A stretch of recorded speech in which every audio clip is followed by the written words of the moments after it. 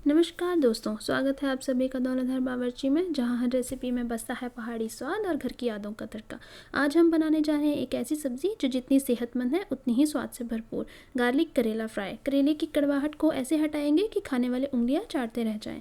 इस रेसिपी में आपको मिलेगा करेले की कड़वाहट दूर करने का आसान तरीका, मसालों का जायकेदार मेल और एकदम क्रिस्पी झटपट तैयार होने वाली फ्राई सब्जी।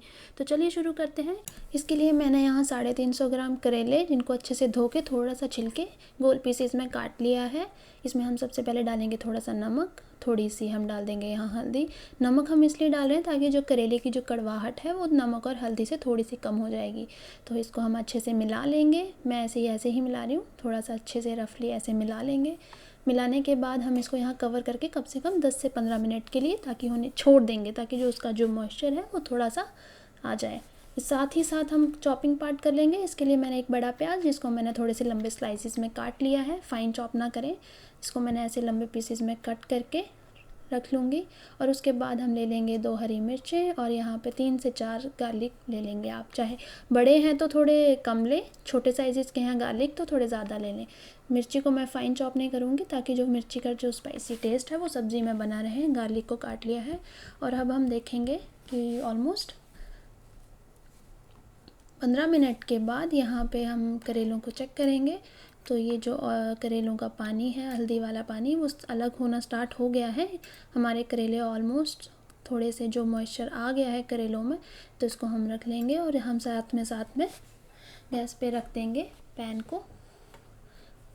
को हम थोड़ा सा गर्म होने देंगे। गैस को मीडियम ही रखेंगे। तेल डाल देंगे हम इसको 2 से 3 से बड़े चम्मच हम इसमें डाल देंगे तेल को थोड़ा अच्छा गर्म होने के बाद इसमें डाल देंगे आधा चम्मच ज़ीरा और साथ ही हम डाल देंगे जो हमने चॉप किया हुआ गार्लिक रखा था वो डाल देंगे। साथ में डाल देंगे हरी मिर्ची थोड़ा ध्यान से डालें, क्योंकि तेल में सीधे हरी मिर्ची जब डालेंगे तो जो उसके छींटे हैं वो ऊपर आते हैं। तो थोड़ा ध्यान से इसको थोड़ा हम मिक्स कर लेंगे और कम से कम 15 से 10 सेकंड के लिए आप इसको पका लें। उसके बाद हम डाल देंगे इसमें जो हमने करेले रखे हुए थे उसको हम डाल देंगे। करेलों का जो हल्दी और नमक वाला पानी है उसको ना डालें, उसको थोड़ा सा ऐसे साइड से निकाल के करेलों को अच्छे से तेल में डाल दें।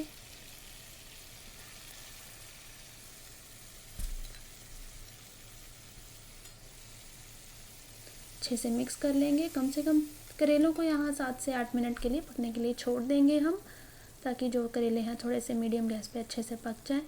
बीच बीच में इसको हम चलाते रहेंगे ताकि जो करेले हैं वो नीचे ना जले। थोड़े से मिला के फिर इसको छोड़ देंगे। ऑलमोस्ट 7 से 8 के मिनट बाद अब करेलों का जो कलर है वो थोड़ा सा ब्राउन हो गया है और करेले ऑलमोस्ट पक गए हैं।